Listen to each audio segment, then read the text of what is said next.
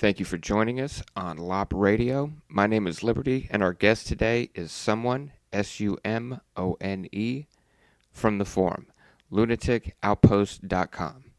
He's talking with us about architology, the logic of unfolding the original architecture of the universe. We lost the first few seconds of the broadcast, so we'll catch up with someone a few sentences in. Enjoy the show. Hermetism and alchemy as prima materia, as this primal material that everything else is made out of. So in imagining this, starting with this thought experiment, before the beginning is this saturate, the singularity that is everywhere all at once, and there's no possibility of any other manifestation because it is so dense and so hot, basically, so much energy going on. It is crammed into space. So in science, I put on the thread about quark matter and kind of described quark matter in difference to regular matter as this saturate, where regular matter is you've got a proton, which is like an orange size, in the middle of a stadium, and all the stadium is empty space, and you've got electrons flying around the outside. Well, in quark matter, all of that is filled with quarks. So it's like regular matter is a vapor cloud, and quark matter, or the stuff we're beginning with, is like the ocean. Okay? So what do we do with this ocean? How do we get relative environment? How do we get creation? How do we get the universe out of this just saturated stuffness? Well, I vibrated it with a word. Now, I don't know what the word is, but the vibration works out in the science that we have currently. It's sonoluminescence. A fluid is vibrated by sound, and it makes a bubble, a sphere, and then it makes a singularity in the very, very center, that shining light. So very similarly, this is what happens when the saturate is vibrated. Now, it makes three specific structures in satisfaction of Newton's laws of motion. Every action has an equal and opposite reaction, right? So I'm pulling this saturate apart with sound, and it makes three structures that satisfy its relationship with itself as an infinite. Now, as an infinite, it is all around itself in all directions. It is at the center of itself everywhere, and is throughout itself at all points. So to preserve this relationship so that the bubble doesn't just collapse, one structure is the actual membrane of the bubble. Another structure is its contraction to the very center. And the third structure is a third contraction all the way down scale to where light is held perfectly still. Now, it makes a specific shape. This is known in architecture and mathematics. It's called the isotropic vector matrix. And just really simply describing this, it's a star tetrahedron. And it represents equal tension in all directions. So right there, just with that vibrating of the medium, creates not only three structures, but it creates the space inside that star tetrahedron. Now, there is a logic and order to this. If you really want to follow along, draw these shapes. Get a piece of paper and get a pencil and just draw a circle. Now, you may have seen my thread on the Masons, asking if there are any on the thread, because they may recognize some of these basic, very, very basic shapes, two-dimensional representations of a three-dimensional relationship. What shape does the compass make? It makes a circle, and there's a dot in the center that's unmarked, but that's represented by the compass. So I mark that central dot. In Masonry, it's called the circumpunct, the circle around the dot, and this is an ancient symbol. This is found in the Egyptian culture as the god Aten, and is later combined with Ra as Aten-Ra or Amun-Ra. But interestingly, and I found this sphere is represented by the number 10. Now, I don't know if it's just an amazing coincidence that they called this sphere a 10 way back then. It sounded really, really interesting. Anyway, the symbol, the circle around the dot, also means gold. in alchemy, and it means going home, or I'm going home. And it was put on graves before the cross. So some places where this two-dimensional shape is found in antiquity, representing, again, a three-dimensional relationship, a bubble around a central dot, just like shown in sonoluminescence. So this does work out to human anatomical structure. And I put on the thread that the 10 is in relationship to our DNA strand, which ultimately makes our skin, makes the body whole, and the border, the membrane, that makes our one body. So there's one correlation. The 1 in the center of that is our singular consciousness, getting to occupy this body. So, looking again at the space in between, so hopefully on your piece of paper, you have a circle with a dot in the center. Now, don't draw this, but picture in your mind the star tetrahedron, okay? How many points does it have? Has 8, right? 1 on the top, 1 on the bottom. You've got 3 upper points and 3 lower points, which is 8 total. So there's where 10, which is the bubble membrane, and 8, and the 1 in the very center is unfolded all at the same time. Now this is called simultaneously arising.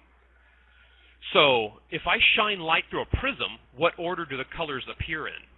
Which color is number 1? Which color is number 7? There isn't. They're simultaneously arising, and this happens similarly. So we've got 10, we've got 8, and we've got 1. Now where's the 9? Kind of skip that, right? Not really. In the unfolding of the star tetrahedron, that equilibrious matrix, inside that shape are hidden 9 spaces of darkness. There's one space under each pyramidal point, and then all those enclose a central 9th space. Now, interestingly, going back into Egyptian, they have the Ennead, which are the 9 lords of darkness. Or just spaces, influences, and also the Mayan culture have the 9 lords of darkness as well. So, just a couple places where I've found these same relationships in antiquity. I'm sure there's many others, but I don't want to bog you down with details on each level. I want to show you the full ladder that this unfolds first, then we can detail and populate the levels later once you understand the full picture. So, now we've unfolded 10, 9, 8, and 1. Now, draw these as numbers, but in a hierarchy. So 10 is on the top, 1 is on the very bottom. So write down 10 and write down 1 maybe 3 inches apart in a vertical column, okay? Then underneath the 10, put 9 and 8 right alongside each other. So 9 and 8 are just underneath the 10, and 1 is the very floor of creation. So it built the ceiling and the floor at the same time. And now we're going to be building into the space in between. So this represents a movement of the original light, right? We pulled it apart into real structure. Well, what is the expression of that movement? It doesn't make just static structures. It's a movement. So the next layer of this hologram, if you will, is light. It is a pillar torus is what I call it. Now, light, in order to remain light, has to keep moving. If it runs into something, it turns into vibration and energy apart from light. It turns into heat, and you know that when the sun hits your skin, that light is stopping there and turning into like kinetic and temperature energy onto your skin. So in order for light to remain moving, it makes a specific shape and organized by that central dot. That central dot is very important because it's the same stuff as that saturate. It is hyperdense.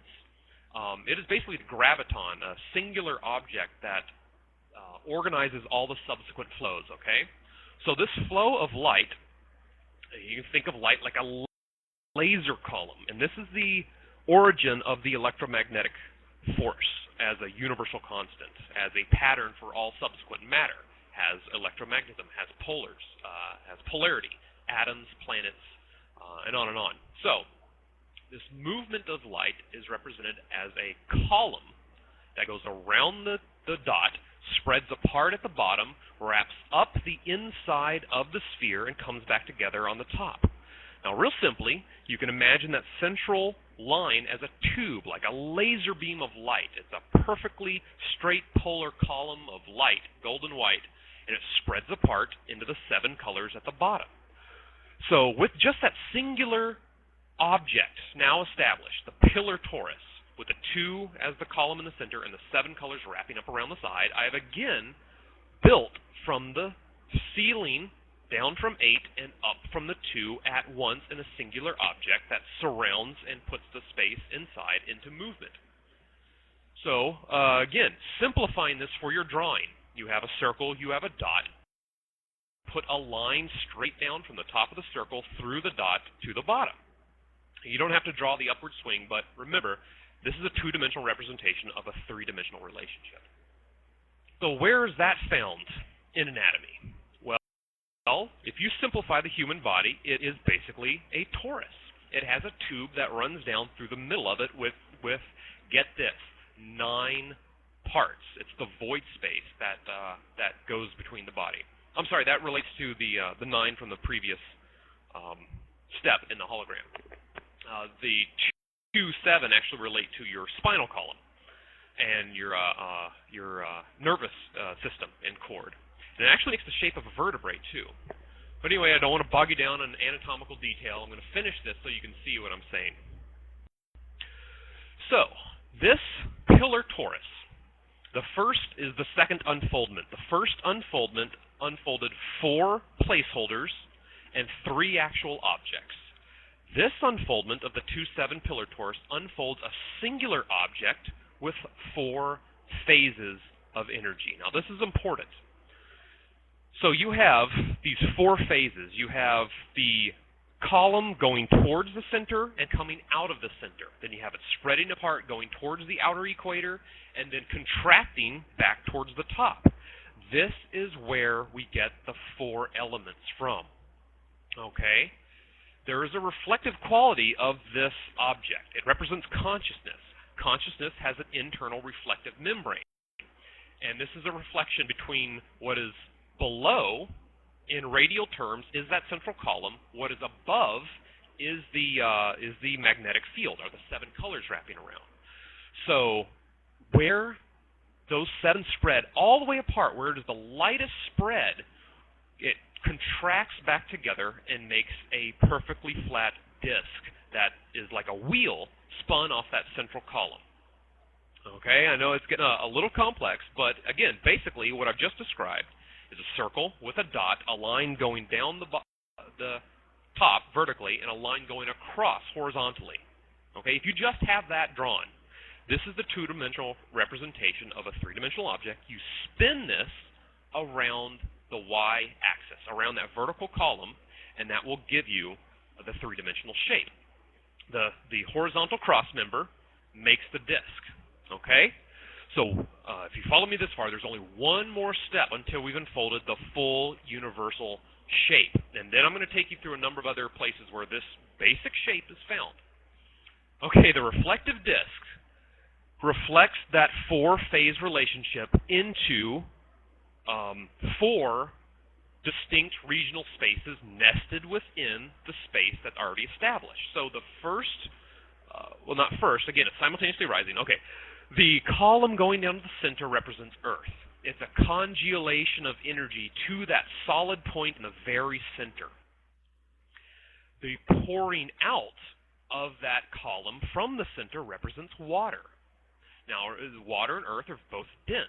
What do we have left? The water spreading apart at the bottom makes air, right? Gas. What is gas contracting back together into a solid form is fire, which is the carbon cycle. So now we have these 4 elements, and now because of that middle disk, they're reflected. So what you're going to do when you're drawing is you're going to draw a medium-sized circle in those 4 quadrants, okay? And then you draw a smaller circle inside that circle. So what we have in the 2-7 object, we have the 2 in the middle is below. That's earth and water. So the torus is below, the two circles below that you have actually describe rings. They're a donut shape. Remember, what you've drawn, you spin it on the vertical axis, makes a three-dimensional shape. So those circles in the quadrants make donuts. You have Earth in the center of the water donut, surrounded by the lower etheric realm, which is the 2-7 object. And above, you have the fire surrounded by the air torus above. And that's basically it for the universal image. And these elements on the universal scale. Now, of course, you're not going to see galaxies. You're not going to see anything that we're familiar with in our scale on that scale. So it's like you're looking at a universe from the outside in. Okay. Where is this shape found in antiquity? One of the very interesting things I've found is if you took the Celtic cross and you put it on top of a staff, and if I wrapped a string around that staff or a serpent around that staff and I yanked it off by its tail, that top piece, the Celtic cross, would spin on the vertical axis and would describe donuts and a sphere and the disk in the very center. So these ancient symbols of the cross are teaching tools. They were ancient not only navigation tools, they were survey tools, they're also teaching tools. So it just blew me away. Thinking of the Celtic cross spun around the y-axis makes the same three-dimensional shape I just described. You take the sacred circle of the Hopis, the medicine wheel, that they say the Pahana gave to them, is again the very same shape. It's a circle with a cross, with a circle in each quadrant, with a clear space inside those circles. It's exactly what you just drew. It's exactly what I'm drawing. You can see here where it's evident that I'm not just making this up. The two-dimensional simplification of it I found in many other places. So we're going to keep going. I'm not going to bog you down with all the details of those things. They can be researched later. So what do we have here? We have, if you look at it, you have three isolated spaces. Remember, the internal circular space is a donut, so it's the same space on the left and the right-hand side of your drawn picture. So is the circle around it. So is the space around those. So you have three spaces on the bottom, and you have three spaces on the top. If you think of those objects like vibrating fields, and they're one on top of each other, there's going to be beat interference. Like those donuts are realms of watery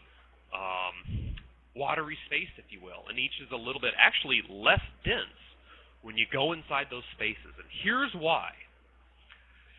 This three-dimensional shape, these rotations of objects, if you think of it like a single circuit, the outer spaces have to travel faster than the inner ones to retain a singular unit, okay?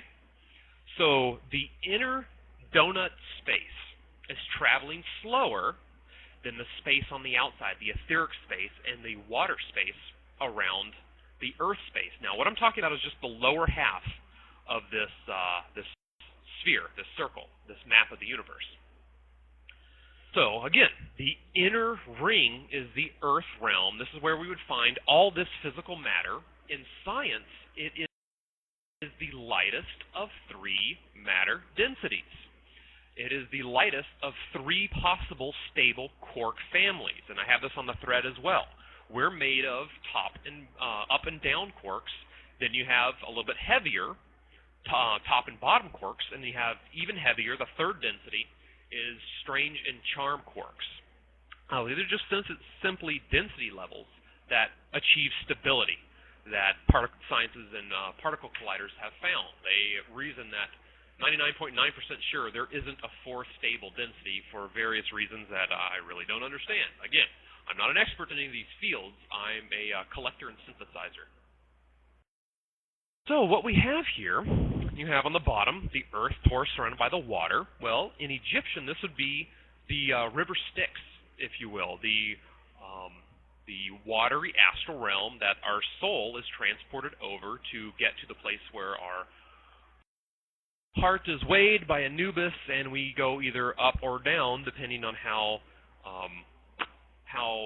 heavy our heart is. If it's the same weight as Ma'at's feather, which represents truth, then we get to actually rise above. It is, if it's lighter or heavier, we go back down.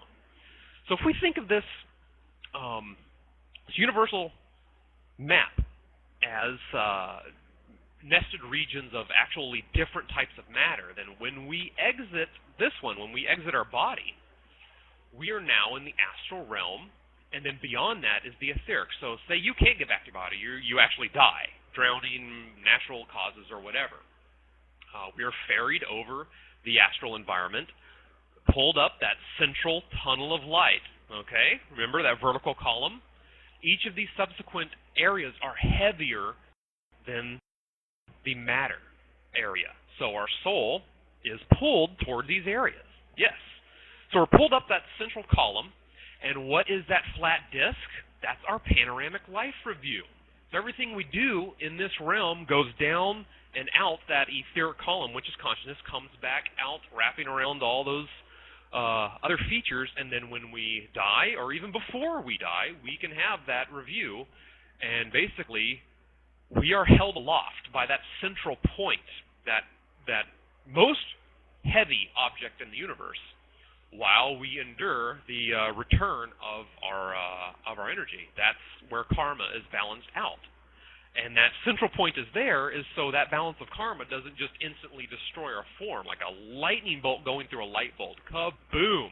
It's the resistor. It is the grace. And in scriptural terms, that is the Lord of the universe. Now, I'm going to backtrack real quick so I can describe to you in religious language what we've just done before we go down to the galactic level and the personal level. Okay? So, before the beginning is the Almighty, right? It is this super dense saturate where if any of our forms touch that kind of matter, we would just be instantly absorbed into that hyperdense, super hot, actual real matter. So this is where I see throughout the Bible the God is called an all-consuming fire, the infinite, the beginning and the end. Well, it makes sense to me in terms of quark matter. So we have the Word in the beginning that all things are created through, right? This is the biblical story. So this vibration causes creation, where what we have is the contraction of an individuality, a singularity that is the same substance as the God before, or now, which becomes the Father, which is the saturate outside of the universe. The Son, being of the same substance as the Father, born virginally at this first instant, is that singularity in the center of the universe, which of course actually rules the universe as a one. So, again, very interesting finding the same story in the Bible as this very logical unfolding of universal structure. Now, there's a few others that I'm not quite remembering, but again, I want to go in order so that I don't lose you. So what we have, what you should have written down is the 10 on the top, the 8 and the 9 below it. You have, actually below the 8 and the 9 are the 2 and the 7. So 2 points directly below the 8 and the 9 in your vertical number column is the 2 and the 7, and the very bottom is 1. Now underneath the 2 and the 7 is the 3. That's the disk. So that disk divides it in half. It is central, so it's not under any of the other numbers. It's in the central column in line with the 10 and the 1. And then below that, you have the 4 in both places. Okay? So you should have something what looks like, with these numbers drawn out, you should have something that looks like the tree of life. Which is very interesting. I found that same distribution in retrospect, having unfolded these forces on their own levels, makes a hierarchy of the tree of life. So we are in the middle of it. And actually, the very next progression, all these structures cause beat interference. You have, in musical terms, in this universal shape, those 4 circles are the circles of fourths.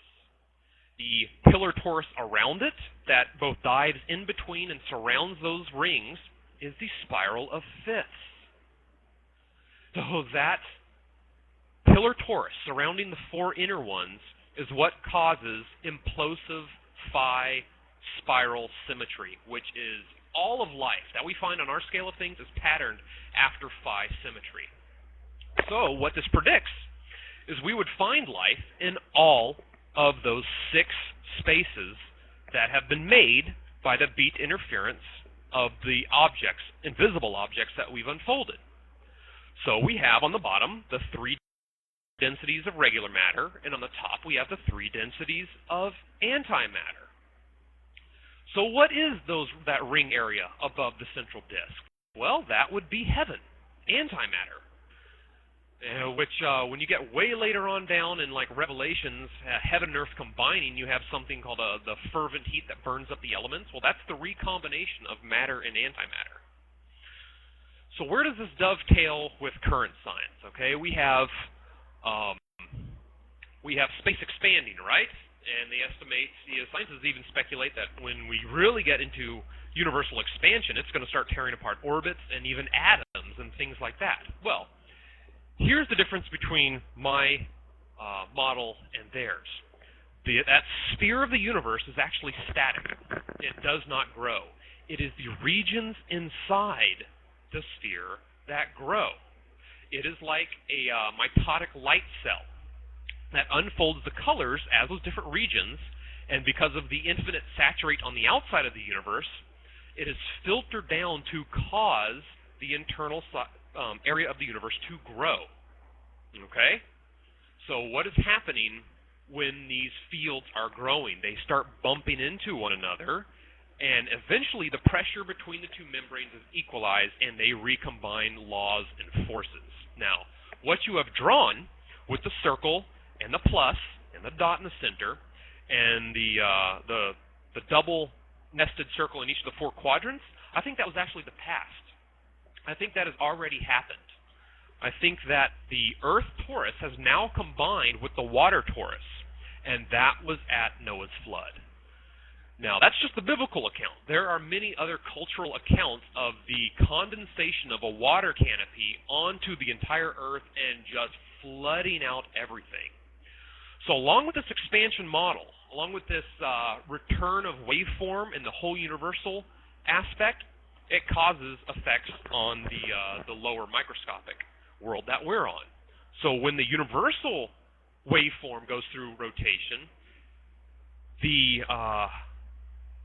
structures on the microscopic level are actually expanded. Okay, so what would happen if I have a small Earth with a really dense canopy of water around it, and I expand that sphere inside the water canopy atmosphere? Well, the atmosphere is going to get smashed because, number one, all that air gets spread out now over a larger sphere, and all those heights of clouds and any suspended water or moisture gets crushed, basically, and falls to the Earth all over the place, all at once. So what this tells me is that we are expanding into these different regions, and these regions recombine. So that is why it would be like before, you have all these legends of magic and spirits and things, all kinds of amazing things happening to people energetically. The sky was different. The planetary rotations were different. The sun was different. The Egyptians painted the sun red. Why is everything so different compared to what they described at the time? Is because this expansive process also affects the sun. It affects everything in all the galaxies. The cores of galaxies, all stars, all the planets in the material universe, in the cosmos, I'm going to call it. Because the universe, now in this model, includes matter and antimatter. So the cosmos are just the galaxies. So, expansion of the Earth. Now, this would dovetail with past cataclysms, why it's periodic.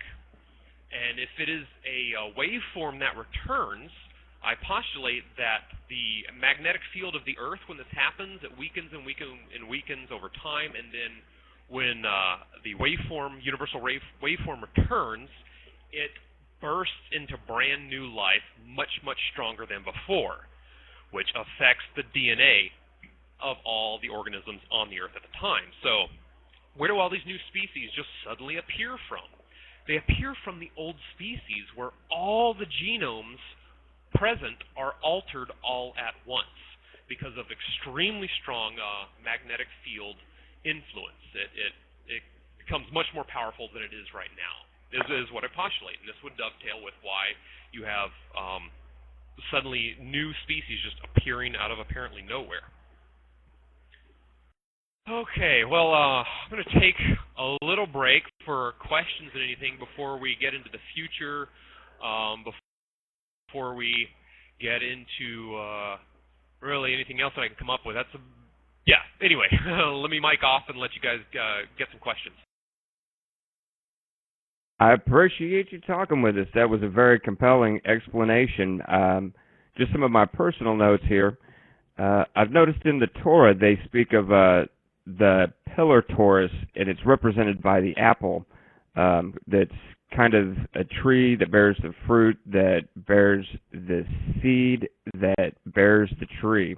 I'm familiar with it in the Mayan lore as the 9 lower levels of the underworld. I think it's interesting that it's also tied into the Egyptian lore, like you explained. Like a lot of images seems to be throughout the world before some possible catastrophe, possibly the Noah's flood, for example.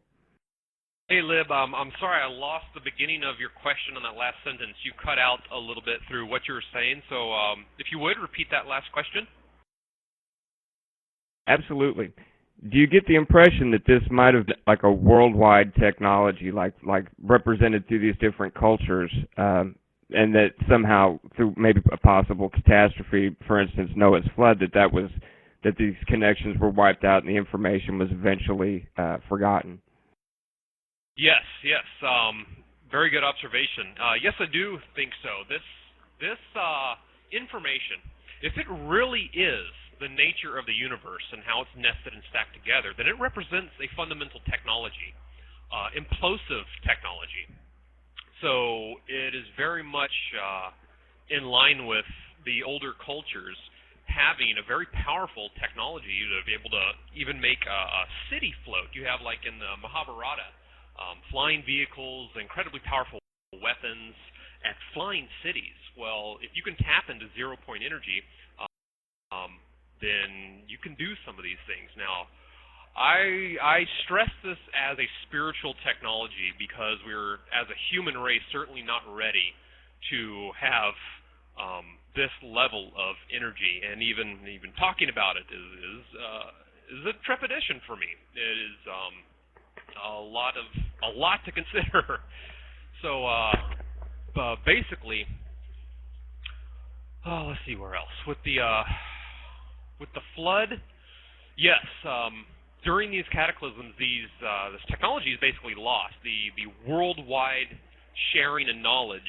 We've got these pyramids all over the world. Very, very similar. Is a lot of evidence that yes, we did have this fundamental language of the universe and understanding before, and it's all three-dimensional. That's why the Egyptians wrote in hieroglyphs. They wrote in concepts, and it's interesting. When I first started developing this, I started writing in hieroglyphics just to describe the shape-force relationships that I'm dealing with in my head, and dovetails a lot with what they've already written. So it kind of is really interesting to see that and backtrack. But one of the things when I'm considering like the pantheon of gods of the Egyptians and other gods and goddesses and whatnot of different religions, that those was actually a degeneration of a fundamental prior understanding, that as the practice gets lost, as the connection around the world gets lost, either the story gets anthropomorphized into individual human-like gods here and there and everywhere,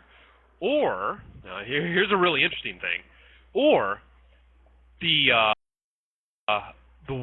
high-ups, the priests, the people who are trying to keep humanity in a good way, pointed in the right direction, knew that this time was coming when earth changes would scatter people, and maybe they even knew the energetic environment would completely change to where people were less intelligent. They had less to work with, basically, or just anticipated the decline of culture. So anyway, they wrote these stories in coded form, in story form that would be preserved culturally through Dark Ages. And then later on, like today, we would be able to decipher them. And that's where also where I approach the Bible. Here's one very cool thing I've found, that the very first word, it's translated as in the beginning. Well, it means Genesis. The Hebrew word is bereshith, which means in the beginning or in summation. But it is a genesis, a procreation. Now, here's another thing I ran into with interpreting Hebrew, with it being like a code, right? Bereshith can also be interpreted as bereshith, which comes out as he created six. So what I found was these regions, there are 6 regions of matter inside the universe, or forces that are being recombined. And if we have time on this show, or maybe on another show, we'll get to outside the universe information, that there are actually 12 universes surrounding this one, but there are 6 in a horizon. So that's probably going to have to be another show. But before I move on, any other questions? Well, I did have some other observations real quick. If we've got some questions in the chat room, I'll go and check the thread here in a minute and see if any guests or anybody else have added to the thread and asked any questions that we might be pertinent to this discussion. I have noticed that the Native Americans and Indians and Mayans, they've all spoke of these great cycles, so I can see how this interpretation of the different cycles, I think they called it the Yuga, where it's basically, it has like a golden period, a silver period, a lead period, or these different periods where consciousness is affected. And basically we would be coming out of what would be the dark ages of that cycle at this point. So I think it's interesting that they knew that the cycle was coming. I kind of got the impression that Greece was effectively a response to trying to prepare the world for the coming dark cycle, so to speak, kind of to spread this information out to the West, and kind of a redundancy. Being a computer person, the concept of redundancy is built in basically to that kind of thinking. And I imagine with people that are that intelligent, they're thinking the same thing also. Something did pop up. I'm curious, I don't know if you're familiar with Tesla, but the Tesla tower, for instance, it's got a large ball at the top, and it effectively acts as one of the pillar toruses. It's rumored that he's had access to some information, for instance, that was stored at the Vatican. I think his father worked at the Vatican. Do you see any connection between his work and your work somewhat? Sure there would be. I haven't fully dug into Tesla's work, schematics, and theories. I'm just very surfacely familiar with them. What I have found that this dovetails with is Nassim Haramein's work in the dual torus model, and he found also the isotropic vector matrix, the star tetrahedral field that I'm talking about, as the fundamental structure of space itself. And also with Marco Rodin and his coils that he makes, with a very specific relationship between the numbers 3, 6, and 9. Now, before the end of the show, I am going to get to numbers 5 and 6, but what I found is they are void spaces in which light moves basically hyperdimensionally, or hypermetrically, which is faster than light. It moves instantaneously. So getting back to Tesla, what I would imagine he did was recreate the structural, the nesting of structures necessary to conduct this energy, which is just basically the motive power of the universe itself. So in a nutshell, we are actually being flung at high speed through the quantum field, okay? It is that matrix is perfectly still, and all of matter is being moved through the matrix. And like I said, if you're moving slower through it, you would have less mass. If you're moving faster through it, you have more mass.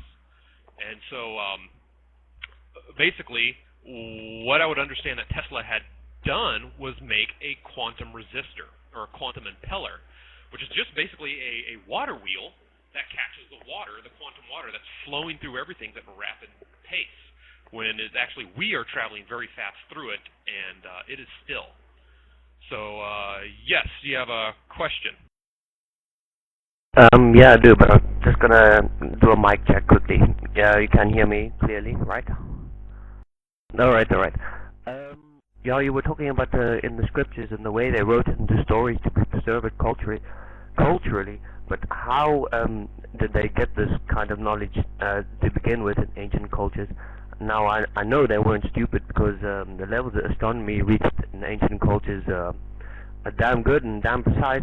Now it might be more precise, but how did they get this information? And second part of my question is, why would they need to put it into kind of cryptic stories?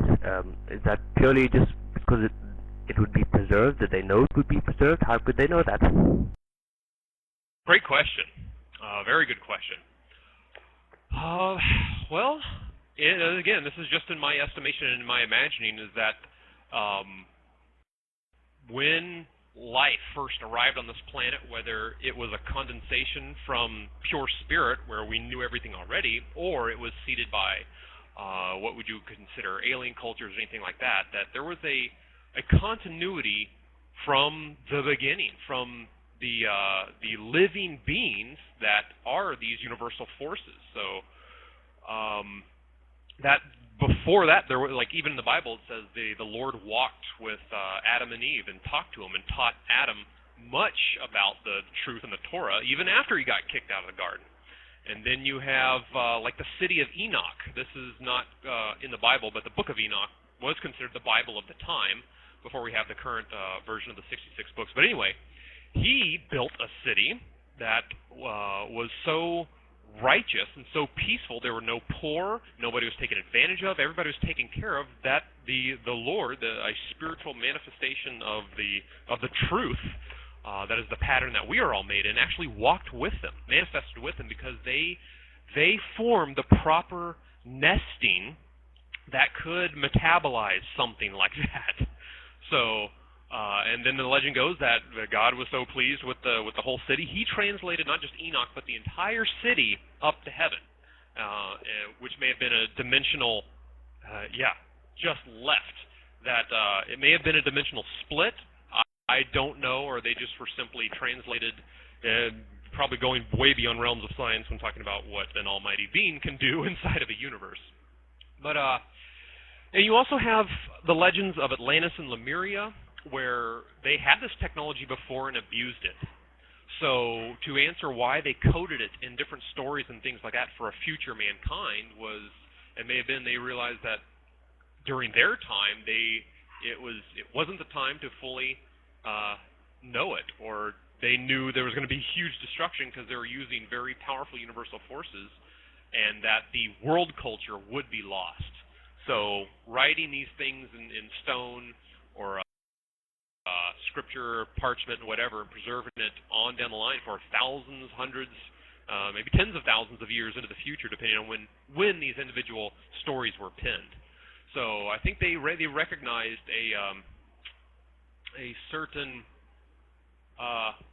learning curve of man that they weren't quite over, that we're basically getting to now, a kind of a split that where we need the truth at this time period in the world. There's so many things going on under the guises of lies and shadow that would not work in people's minds if they knew they were responsible for their actions. There's life after death and all this other stuff. Any other questions? Let me mic off. I might have to take a quick break and take care of something outside, but go ahead. Back to the second part of my question was why they needed to put it into incorporate into stories and that. Obviously, you can't take it literally the Bible, Quran, Torah, or whatever holy book that is. But why they needed to? If these civilizations were so well based, they didn't need to fear anything. But why in stories? Is that purely because it would be preserved? That it would be like a clue for us now in these days to try to unravel? Yes, I do. I think they knew because of the destruction, because of the wars at that time, that the world civilization would be lost, the technology would be lost, and if they wrote it, they explained it like it was. I mean, imagine till the later on, after all these high civilizations had crashed and gone away, you've got a bunch of sheep herders and goat herders and very, very low-tech people. There's no way any kind of schematics of quantum field, universal interactions, any of these things would be preserved by them. It would be totally alien to them. So I see very much the function of putting it into these story forms that it would be preserved culturally. They would emotionally attach to it, basically. So another real quick demonstration of this universal field shape, and where it does dovetail again with Scripture, is the wheels within wheels. That's exactly what you drew. Those toroids within themselves, they would, as living creatures, they would have eyes on the outside of them, being able to see the space outside, and they would have eyes on the inside of them, looking at all of creation that is within them. So that's where you get basically the four living creatures of Ezekiel and Daniel and John's vision as these great elemental living beings, the animal natures that never stop moving, never stop singing, never stop rotating night and day. And it's funny with the whole, what they sing is holy, holy, holy is the Lord God Almighty. Well, there are three walls or three veils before you get to the Holy One in the very center. And so the disc would be the sea of glass. What else? You have the seven lamps, or the seven eyes that come off of the throne. And so, again, these are all represented in religious terms. The forces of the universe is the kingdom of heaven. Okay, go for the question. Yeah, you did mention that it was cyclical, just like the flood of Noah. Do you think that in this case that we are heading towards another great loss of information in that case, such as the flood of Noah?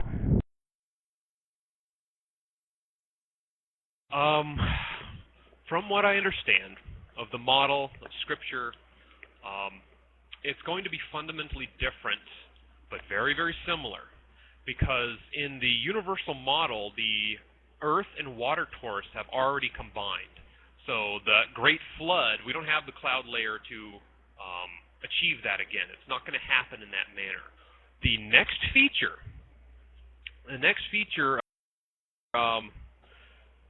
I don't have an errand anymore. It got taken care of. The next feature that we're bumping into is the pillar torus, okay? Because the earth and the water torus have recombined. The next feature that we're bumping up against is that middle column, and then the seven colors that spread on the outside, right? So if we're thinking of a loading phase of a waveform that goes through that pillar torus, it exists on the top, then it comes down, and then it enters the central, the one in the very center. Number one, the Lord, basically. So that, in Revelation, would represent the seven seals. You've got a sevenfold color waveform going down that tube, loads into the central point, and then fires out the bottom. Now, that bottom of the pillar torus, what shape is it? It's the shape of a trumpet. So that waveform traveling through that trumpet shape would have seven specific expressions in sequence. What is the next shape as that trumpet unfolds is the bowl. So this would be where the bowls of wrath come in. And I think we've got a little ways away. But the signs of this occurring would be long and obvious. What I would predict to occur as we're getting towards another expansion event, I think what is going to happen eventually is the Earth is going to expand again as a sphere. Even in Islam, in the Quran, describes the new Earth as a larger planet. I found that very interesting. So ultimately, it is a spiritual, energetic event that has physical repercussions, okay? That is extremely important. This is nothing you can prepare for physically. Like you have the powers that be building their domes underground and giant cities underground.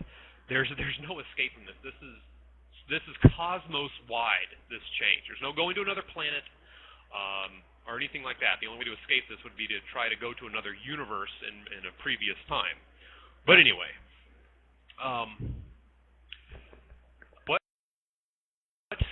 what I would expect to happen is that the sun would start emitting new particles because the same expansion event is affecting the sun as it is affecting the Earth as well.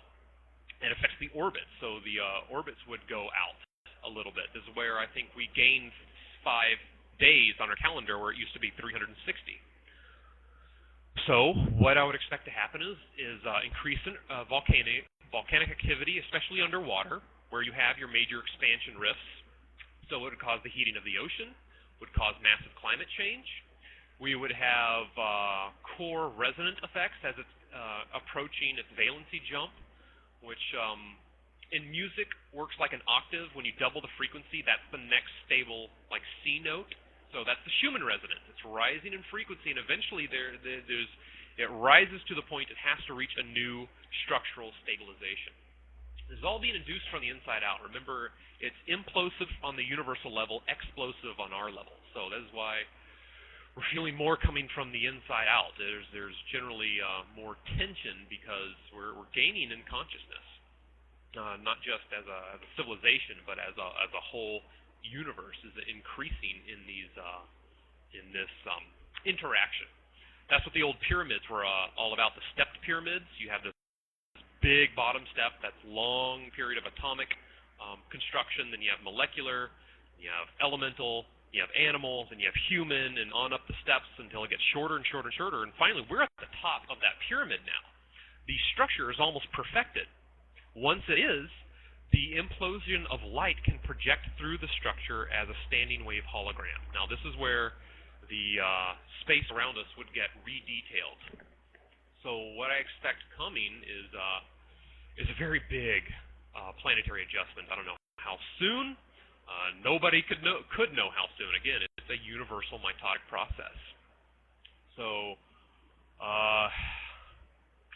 we're pretty much seeing all those signs. I would expect atmospheric vibrations as the core resonated. Yeah, lots of effects and things that we're seeing. Oh, sorry. Lots of effects that we're seeing right now.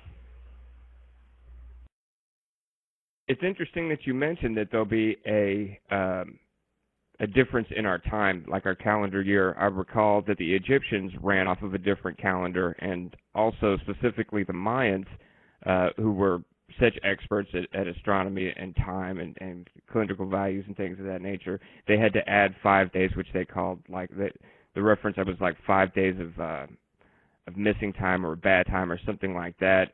It maybe is a reference to one of these expansion events. Is that the impression that? Yeah, I think you're right on that. When these expansion events happen, it's not just the Earth, but it's also the entire solar system, because the sun also expands in frequency. So it would push the planets out by cymatics, is where these natural nested vibrations from basically the vibration of the sun determines the orbits. So yes, when these expansion events happen, the planets move outwards. So we would move outward a little bit, the sun would get a little bigger, the Earth would get bigger. But again, it's an energetic event before it's a physical one. And this gets into some heavy considerations when we're considering the society as it is not nested. It is not really living. It's a mechanical, kind of a dead machine society based on exchange of money. It's not really based on human life. You look at a city, it's based on cars and getting people to be the cogs in the wheels of a bigger machine. So this is fundamentally going to change all that. And I think those who have parts and pieces of this information in the powers that be, if you want to call them that, are preparing for this. And so if they know something like this is coming, they would spend like there's no tomorrow. They would create fiat currencies to fleece the public, basically, before all this goes down. Now, they know every fiat currency scheme does eventually fail. It's not sustainable on its face. The interest can never be paid back. So if I was an evil bastard, that's what I would do, is basically pump and dump the world economy and start wars and all kinds of other distractions before this happens. So yeah, what I'm looking at coming is lots and lots of continuing greater, bigger distractions so as to cause humanity to be more chaotic and non-nested as this greater universal energy starts to make itself much more present and felt. So our response is exactly what Enoch did, is basically going to be a worldwide exodus to reform a living society, one in which the universal forces can nest into. This is what all the ancient cultures were trying to do. They weren't trying to recreate stars and constellations in their cities and on the ground. They were trying to recreate the universal forces and harmonies as a society so that they would get basically taken up. They would get to occupy a different space-time. So it's kind of like a graduation event each time this happens. Some get to graduate, some don't. And one of my jobs, as I see it, if I have what is correctly, I know who I am in prophecy and where we are in Revelation. And no, I'm not Jesus. No, I'm not the Messiah. I know some of those threads bring up a lot of those subjects, but I am not a fully Christed. I am an imperfect human being doing the best I can to do justice to these very big subjects and concepts. But ultimately what it is the beginning of the revelation of truth, the revelation, as it's called in biblical scripture, the revelation of Jesus Christ. Now, again, I don't use that name for the being because, number one, the J is only 500 years old. He was never called Jesus by the people around him, and then all the heap of dogma that has been thrust upon the whole consideration since that time is not at all what it used to be. So anyway, basically what we are looking at is the return of the influence of the one, of the perfect one, the singularity in the center of the universe. Potentially, if we graduate, we get it right, then that being will walk among us again, and we'll have true authority. We'll have a real king, a real leader here, rather than just a bunch of secular crap and money-making schemes and everybody taking advantage of each other and basically being parasites and burdens on this world. So it is fundamentally is going to be learning to live forever after this. So the kind of nested society I'm talking about is syntropic. It's not entropic. It doesn't lose energy over time. It always gains it. Yes, AU, authority, gold. You're absolutely right. So it's all of us learning how to become golden. This model predicts that you are an eternal being. Your eternal, immortal soul resides in heaven, and you are basically projecting down here and learning to add facets to your personality.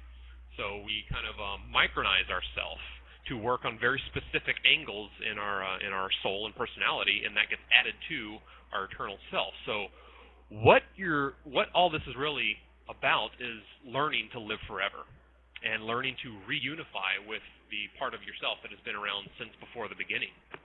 And there is one who has not lost that connection.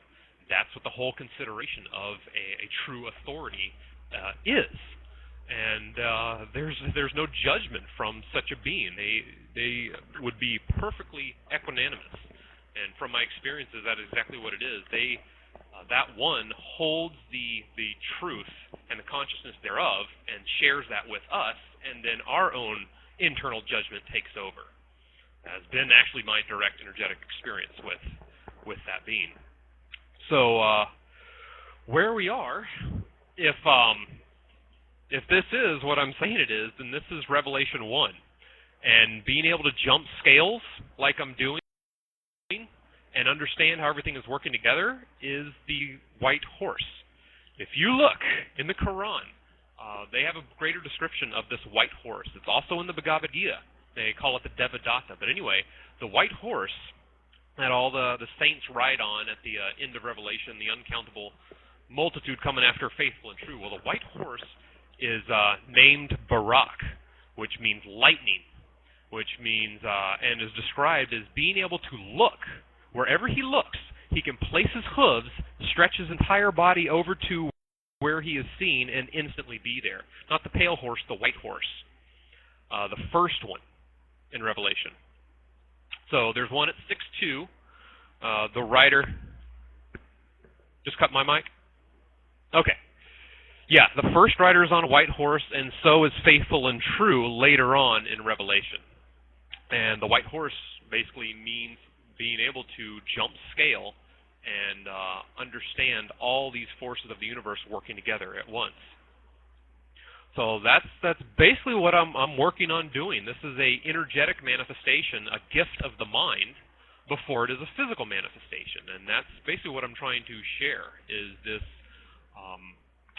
knowledge, so that people have something stable to stand on when things really start getting crazy. Again, I expect a major worldwide concurring distractions. It's not called the theater of war for nothing. So I'm gonna try to make a video out of this and get it out so that people have something solid enough, more solid than a lot of the crap that they're told to stand on. And yeah, this is a campaign for. I've wrestled with God, and I've been blessed in my wrestling. And I don't even like the term to use the word God. It's pretty loaded. It actually originates from a pan-Semitic deity called Gad, who is the deity of fortune, who is opposite the deity of destiny called Mini. So from the beginning, the word God, Gad, starts in duality and starts in opposition and anthropomorphism. And then you have the whole Gad bless you, asking Gad for favors because he's the god of fortune, all of that. So I really deal in a much larger concept of an infinite almighty one, not an anthropomorphized version of myself or anybody else, but the actual stuff of life itself is where this fundamental concept and all this stuff unfolds from and eventually returns to. So, gosh, there's a number of other things I could go on, but any other questions? I really want to address any part that you have questions on. I had an observation that might also be construed as a question. I don't necessarily buy into the different classifications, the crystal childs, the indigo childs, and you know, that type of categorization, but I do think that there is a change that's manifesting through the children that are being born in the millennium forth. I think it kind of started with like the Summer of Love and the hippies, that seemed to be the most pronounced change in our consciousness and in our core. Okay, I think someone is going to take a quick break. And while he's out, I am going to type out a question for him. I'm having some internet problems right now, some technical difficulties. Yes, I do think so. I guess I would be classified as a adult indigo. I'm 34 years old now, and yes, as the universe grows, as the needs of humanity, in my understanding that we choose, most of us choose to be born when and where. If we have learned most of our lessons as a soul, then we get more of a say in where we go and what we do. So I think at this time, we're getting more and more advanced souls coming in to help with the transition. Yes, a lot of that going on. It's horrible, absolutely horrible. And again, there's so many things, much darkness to fight against that there's no answer in boxing all the shadows. And so what my answer is to all this situation is to bring forth the truth, that just the one light, if people understand the truth, that it can outshine and put into perspective all this other crap that goes on in the shadow of darkness.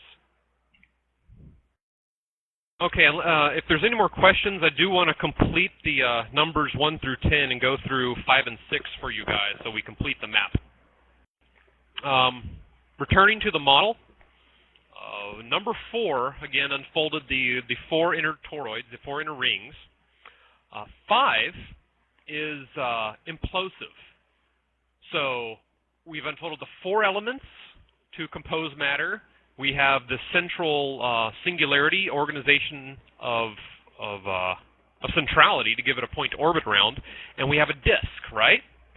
Well, if you implode that shape and flip it inside out, you get a galaxy. So in this model, all of this happens at once. All these cores of galaxies actually explode from the inside out like fireworks going off everywhere inside these nested shapes. So again, it's not from the inside out; it's more from the outside in that creates these the galaxies, like a precipitate. So it's exactly what it is. It's a fractal precipitate where the universe is a cloud, and the galaxies are raindrops inside that cloud. You can understand it that way. So the galaxy, we just look at the Milky Way as number 5, the 5th placeholder, is actually right up above number 1. So this is actually completes the tree of life 10-sphere organization of understanding that comes from the Kabbalah and is actually older. So number 5, which is just under the 2 4s and is just above the 1, is Yesod, is foundation, is the condensation of a singularity that then explodes the galactic core and spews plasmic matter out in a disk all around it. And this is where we get the different types of galaxies, spiral, lenticular, all this other stuff. But specifically a spiral galaxy mirrors the phi ratio relationship and environment. And funnily enough, the relationship of the 4 toroids are the same as we find here on Earth. Now, we just happen to be on this planet that just happens to be far enough away from the sun, close enough to the sun to support life, just happen to have all the environments on it. So I think it's a pretty good representation of harmony, which is what life requires. So, what do we have on this Earth? We have Earth arising from the water, and we look up in the sky, and we have the fire of the sun surrounded by the air. So again, the same relationships as those toroids and the universal image. Let's see, what else? So, okay, number 5 is a galaxy. It supplies all the environment, the material, the heavenly bodies necessary for life to arise on a planet. If we weren't in a galaxy, if we were just a solar system floating out there, the sun would have no organized motion, wouldn't have any of the other stars around it. So fundamentally, life on the Earth is dependent on a core of a galaxy being there. So that's where that comes from. That's where number 5 comes in.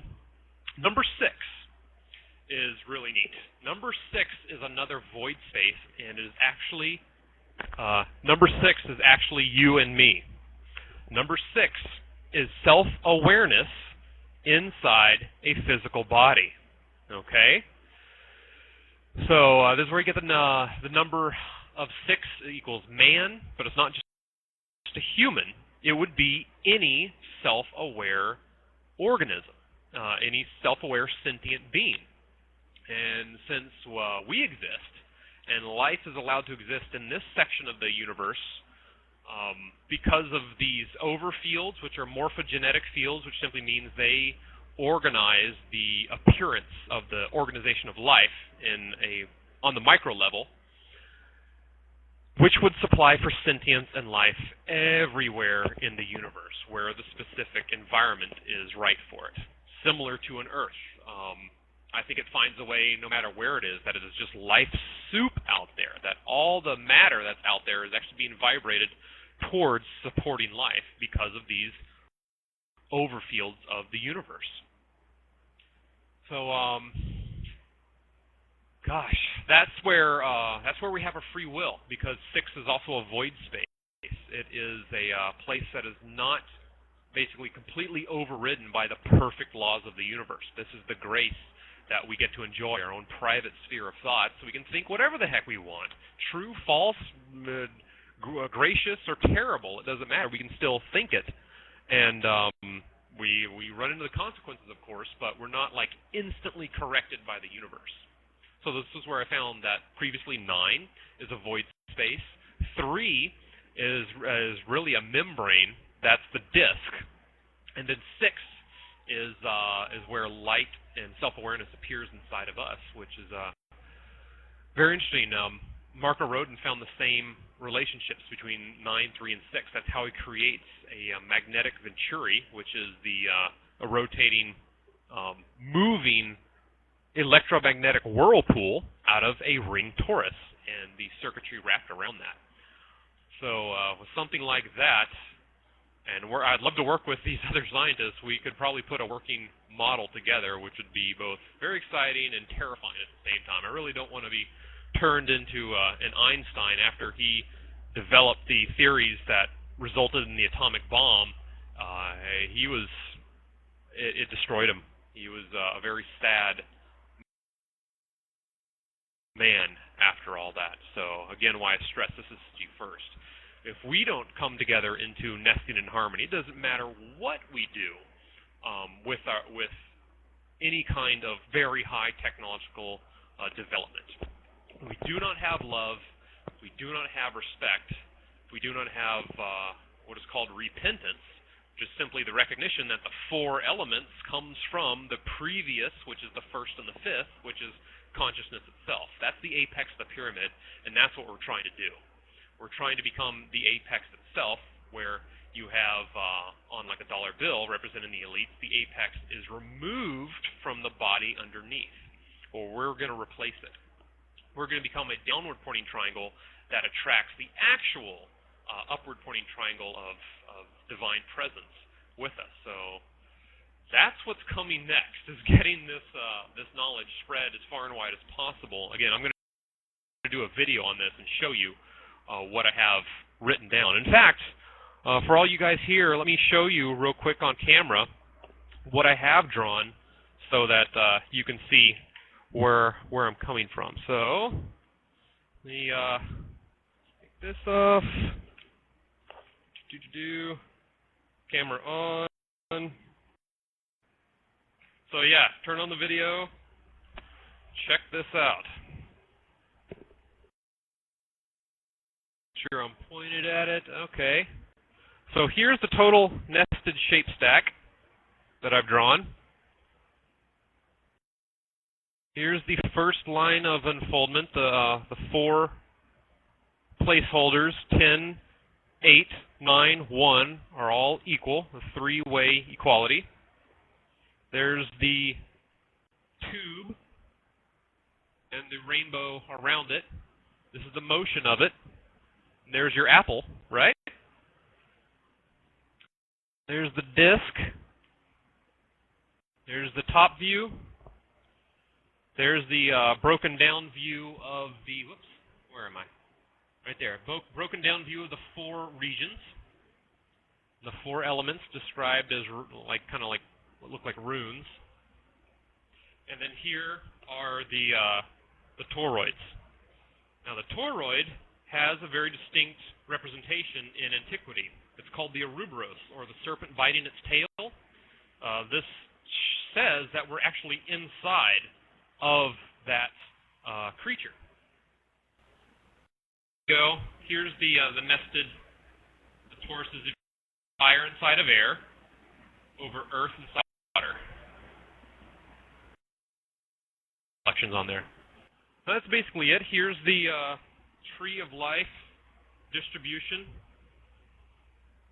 Them in symbols rather than in numbers. Bottom, and then here's just the 10 shapes. Where are they? Right there. It goes 10, 9, 8, 7, 6, 5 is the spiral, 4 is the donut, 3 is the disc, 2 is the tube, 1 dot. Yeah, so, can't hear me. This better. Can you hear me?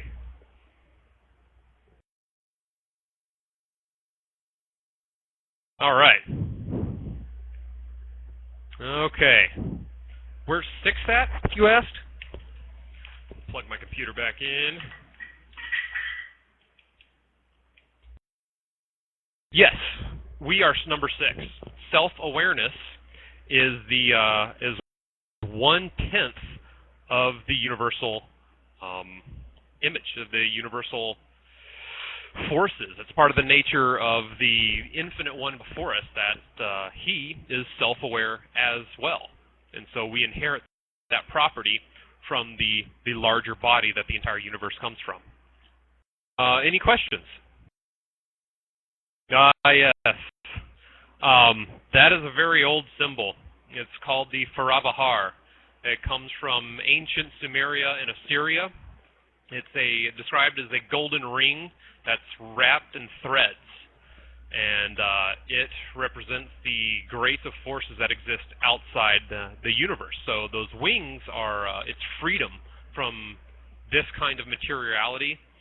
In ancient Sumeria and Assyria, there were three beings. The first one was Ahura Mazda, and then there's Mithra, and I think what's his name? I forgot. But basically, amounts to the Holy Spirit. In other words, Ahura Mazda would be the great almighty original God, and then he hands the ring to his son, who also shares the ring with the son's counterpart, which is the Holy Spirit. So those two, yes, you're absolutely right, Steele. Or also, like Marco Rodin created, is a type of Rodin coil. I'd love to study closer the numbers of feathers and things like that. If we get 3, 6, 9 symmetry, then it should be right on the money. But again, for me, it represents that ring. If you are unified with your antimatter body, guess what appears over your head? A ring or a halo, and that is the unity with your eternal self. So that's what Ashur is another representation of this being, is he's holding a golden ring and handing it out. So it's like the Lord of the Rings, only Tolkien went totally evil with it. The actual Lord of the Rings is gosh, I don't know how to describe. I'm kind of getting at a loss for words here, but would be the one who unifies you with your eternal self. And yes, universes are gestational. In other words, we are in a mitotic growth process. All the universes are. Because of the infinite saturate outside the universe is experiencing centropy overall. Now, the physical side is experiencing entropy mostly. But the centropy that we do interact with, you experience directly as the maturation of your consciousness over time. You become a more centropic being, more ordered, you have more memory, you have more experience. As long as we're not poisoning ourselves and taking away from our natural ability, we pretty much grow into a larger, more mature being. Same thing with civilizations, the sharing of knowledge. It grows and becomes exponential over time. So that's the evidence of consciousness being centropic in its nature. Something else real quick, going through the numbers in anatomy. 10 is your DNA, 1 is your consciousness, 9 is your alimentary canal, the void space with 9 spaces going inside your body. 8, the 8-star tetrahedron, the hidden light. So the star tetrahedron is light shrunken down inside of space, is your skeleton, which is very white, almost is like pearl reflective white, and you have 8 major sections. You have your feet, your legs, your pelvis, your arms, your hands, and your thorax, and then your neck, and then your head. 8 major sections. Now, starting the skeleton, you have 8 bones in your skull, in your cranium, before you get to your face. Your face has 14 bones, which is the very next object, the pillar torus. 2 times 7 is 14. If you split the universe in half by the 3, by the disk, and you flip the bottom side up, it would look like you're looking down 2 eyes. You have a void space in the middle, you have it surrounded by light and color, and that also makes, I'm sure it absolutely would relate to the chakras. Let's see, the 2-7 also makes the vertebrae. So where you have the 2-7 multiplied together makes your face. You have the 2 as your spinal column going down inside your vertebrae. And guess what the next set of vertebrae you have are? 7 cervical vertebrae. So what's next? Off of the pillar torus, you have the 3 disc. The 3 is reflecting of the 4 elements. 3 times 4 is 12. You have 12 thoracic vertebrae that come off your 7 cervical vertebrae. What comes off those 12 thoracic vertebrae are 24 ribs. On that disc, you have an upper surface and a lower surface, so you would have 12 on the top and 12 on the bottom for a total of 24. What's next? you have the four the four ring toruses plus the fifth torus for 5 total toroids formed, which are now your 5 lumbar vertebrae going off your thoracic. What's next is your sacrum. This would correspond to number 5 now, which is the galaxy. Is all of those elements and toruses, everything fused together to create a galactic core and explode. What's next are your 5 fused sacral vertebrae. And then what's after that is your coccyx or your tailbone. Usually has 4 bones. It can range from 2 to 3, depending on the person and genetics. But taking 4 as an average, well, what's left to create a man? We've created the head. We've gone down the thorax and the vertebrae all the way down to the butt. What's next? The 4 limbs. Your 2 arms and your 2 legs. So that, in a nutshell, is the universal image in the human. And you also have the 4 chambers of the heart pumping the blood in a like a spiral pillar torus manner. You have the spiral muscle of the heart itself. See where these things are fused together when we get to this level of things. Any other questions? Oh, one quick thing in talking about relativity and talking about E equals mc squared.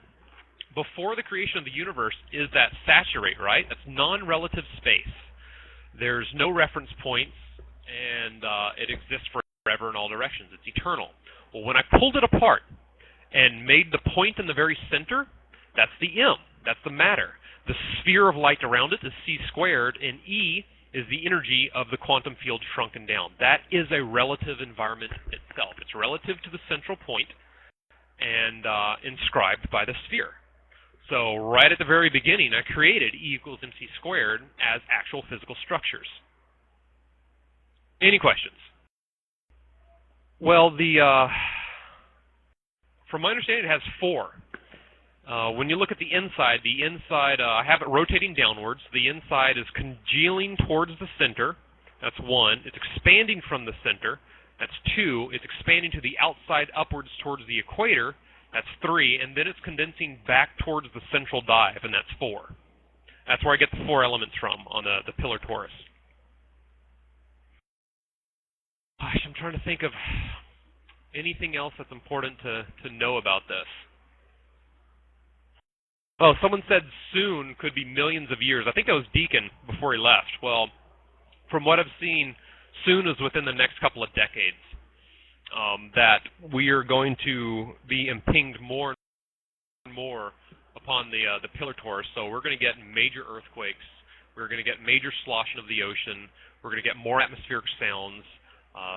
It's going to get more and more destabilized as far as climate is concerned until the energetic rebirth event, when the core of the Earth pulses and basically releases so much energy that if there aren't any nesting structures of consciousness, which means us, on the surface of the Earth, it's going to be very violent and basically end civilization as we know it, and we'll be back to restart. But if there is a nested structure of people on the surface, then that doesn't have to happen.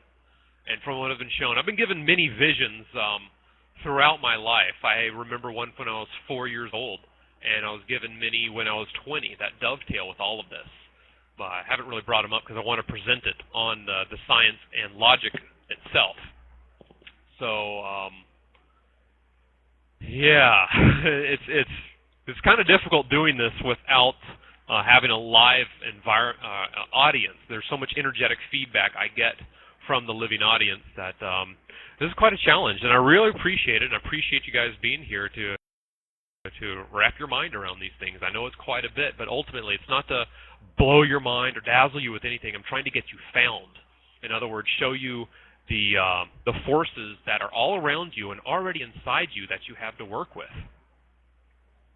So any other questions before I find something else to tangent on?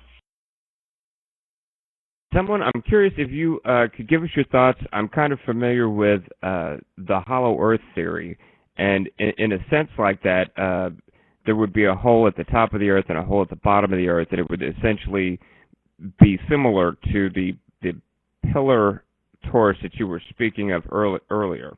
I'm curious if you have any thoughts on that. Maybe thoughts that other planets are basically the double torus, kind of the apple in a sense.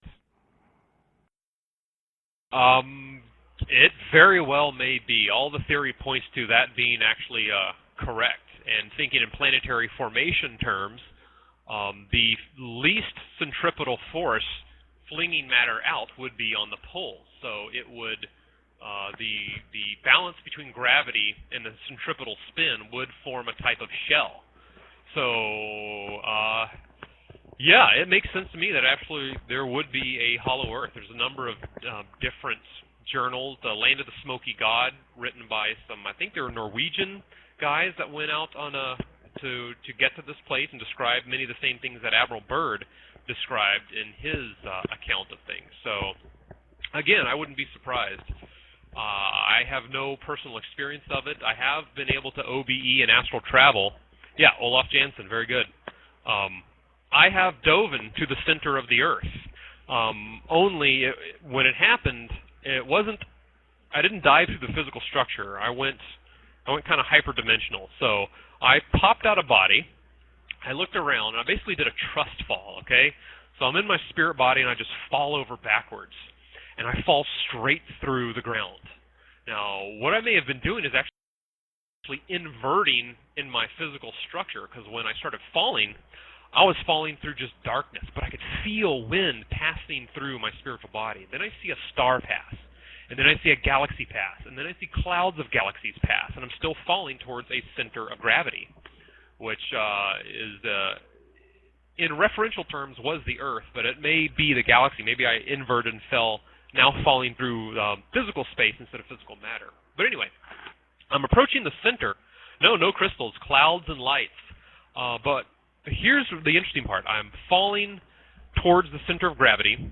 Again, it may have inverted. Once I pass through the surface of the Earth, I may have been actually falling towards the center of the galaxy, or excuse me, the center of the universe at that point. Because again, I pass stars, galaxies, clouds, and I see this light in front of me, shining out of a cloud.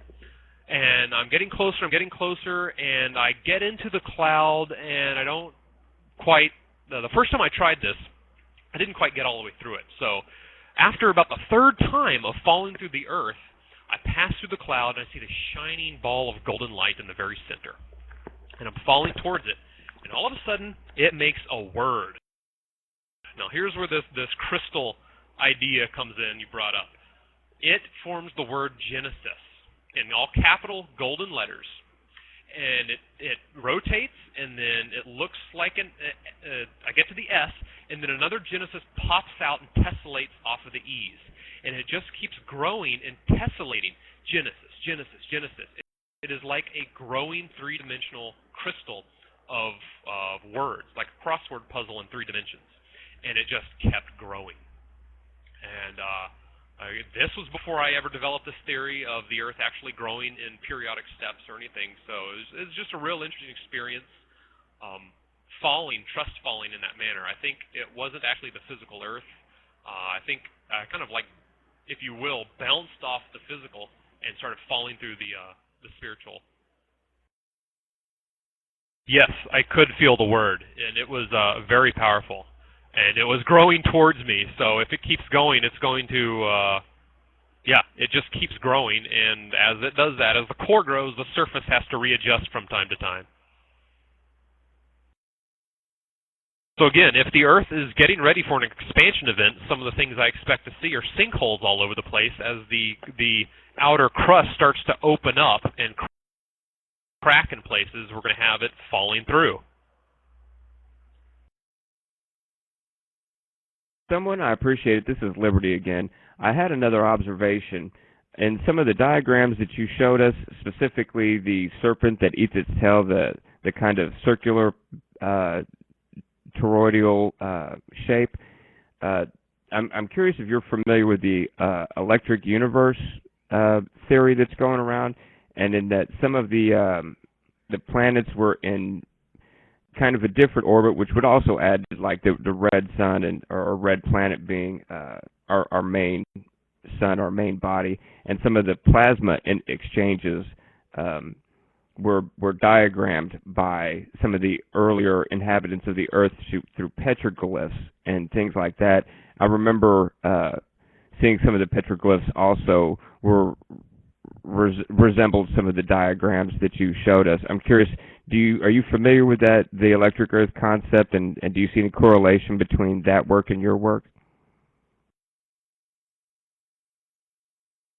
Yes, a bit familiar with it.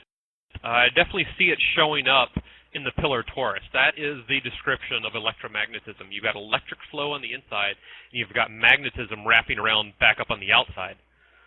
So it's not the primary cause, but it is one of the primary causes. It's secondary to the first one, which is the basically the fractal compression of the larger universal shape. So what I would think happens is when this expansion event happens, that the electromagnetic field bursts into much, much stronger expression here on the planet and off of the sun as well. So we may be seeing plasma vortices, flux transfer events, depends on how the other planets react. Mars I wouldn't expect much from because it doesn't have an active magnetic field and core. It may have in the past. It may have been like you have the legends of Mars being run through with a spear, or a spear of lightning shooting out of Ares, which is the representation of Mars. So that may have been where we got that from.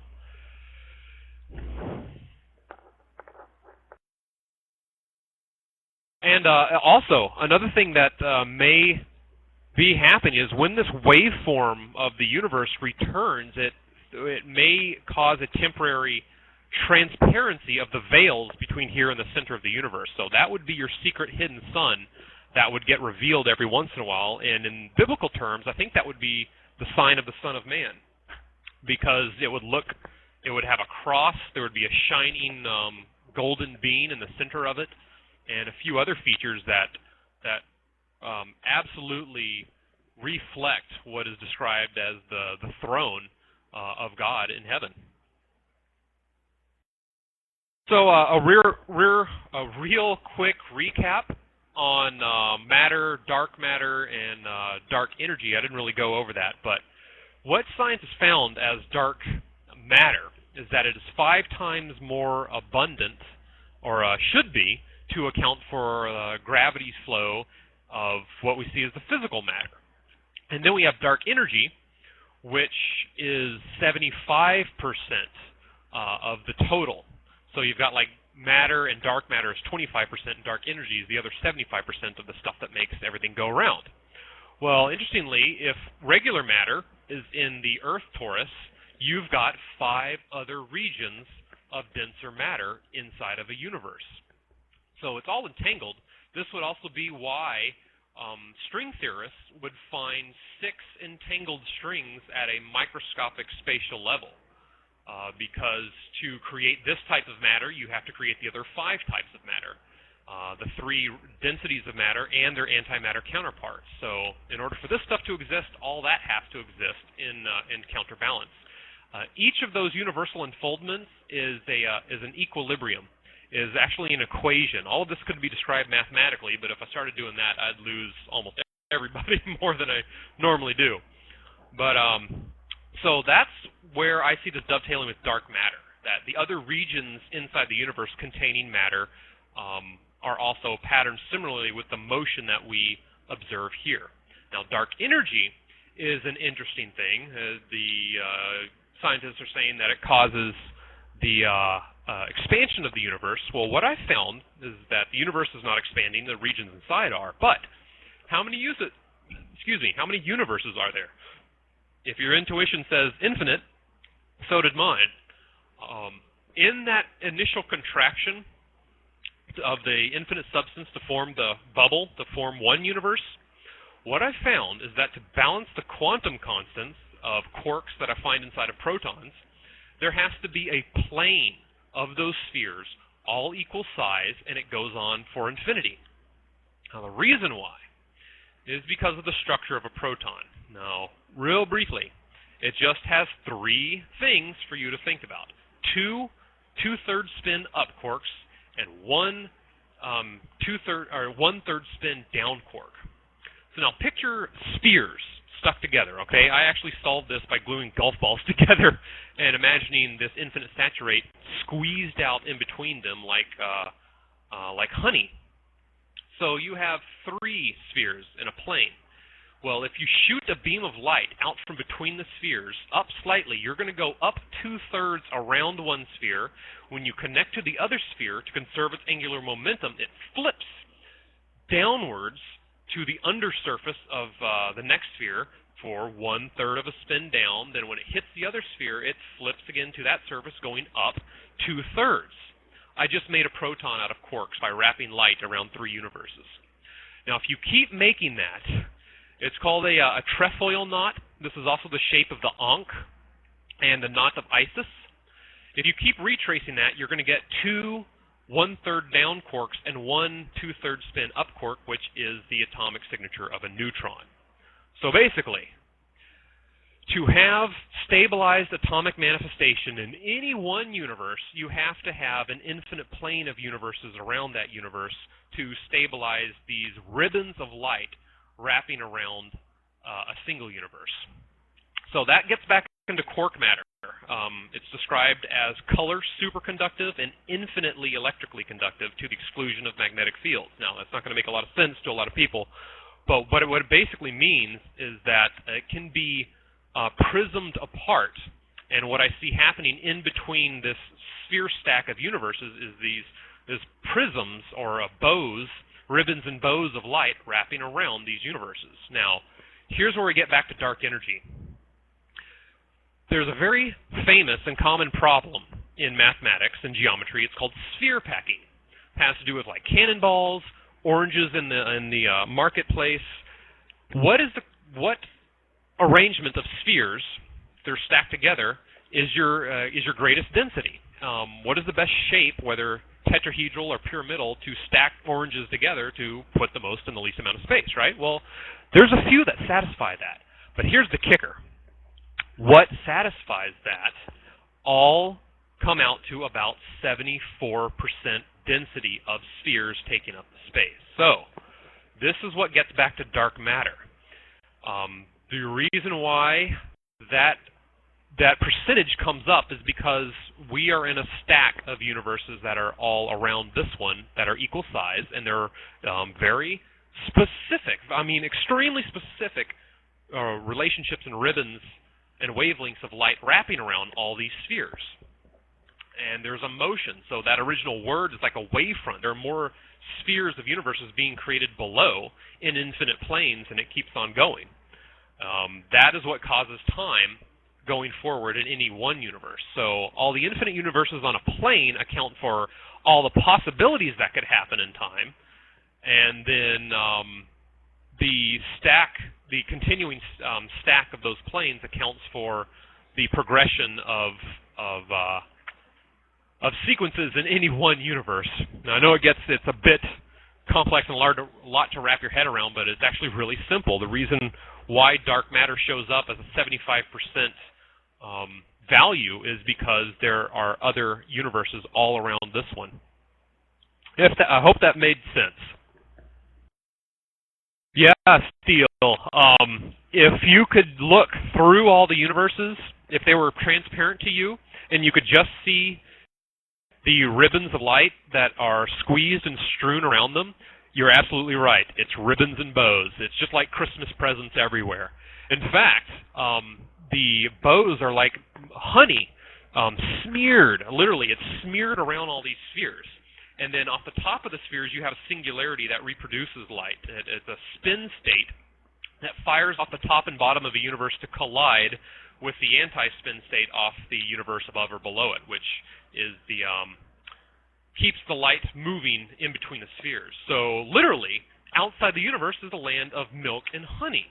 This is why you have all the ancient goddesses with like tons of boobs and this statue of Diana or Artemis or Circe, which is where we get the word church from. The universes are wombs on the inside, and they are spherical breasts on the outside, and they're shooting milk off the top and the bottom, and they're smeared with honey all over them. Sounds pretty nice, doesn't it?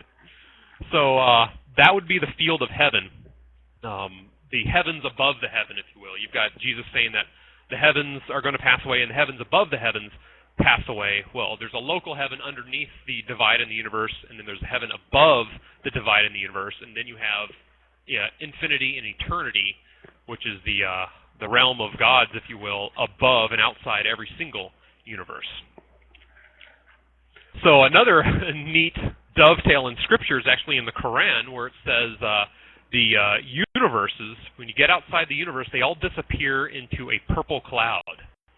Now, purple's interesting because it is the top end of the visible wavelength of light that we enjoy. So what I imagine is that all the universes that are squeezing, they're shooting light off the top and bottom, and that's colliding and producing more light. So what I see out of this cloud of infinite universes are infinite roots of light coming together into a singular column, because light is it's what's called what's the word? It's orthogonal, meaning it goes in a straight line perpendicular or tangent to something. So all these roots of light coming together into a single column of light, and this is described in the Quran as the lot tree. It is the tree of existence outside of the universes. And when you get into the leaves of the tree, they're described as seraphim. And all of the universes would disappear as a single atom inside of one of these leaves. And there are infinite numbers of these leaves. And what they're doing, and this is where we finally get back to the infinite saturate, they're just singing. And literally, they're all in awe of everything above them, which is the endless God, which is in respectful consideration of the word Allah, I come to it as that endless God is all awe. I mean, there'd be no way to metabolize it, to speak it into words. It would just be just rejoicing in front of such an incredible indescribability, really.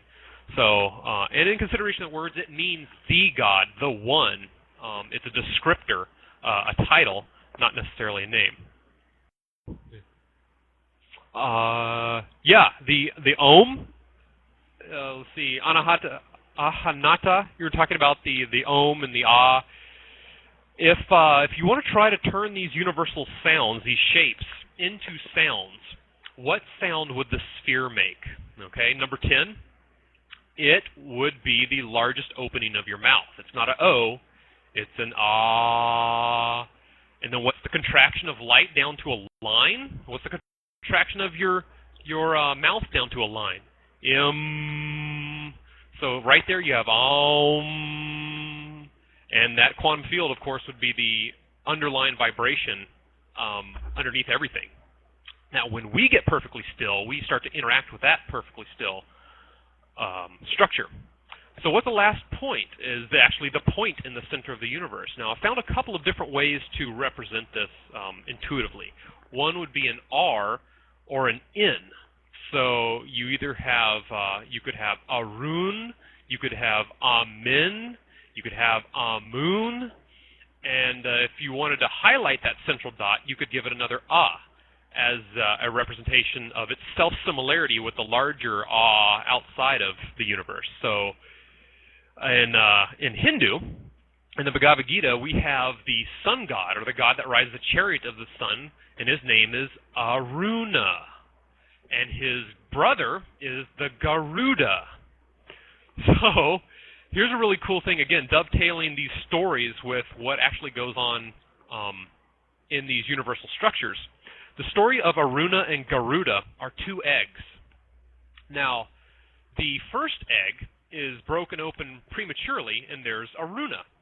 And the second egg develops naturally, and coming out of that is the Garuda. Now, the Garuda is a thunderbird, described as having the golden body of a man and having serpents wrapping around his forehead and ankles and wrists and things like that, different types of serpents that help him. He's also a serpent eater.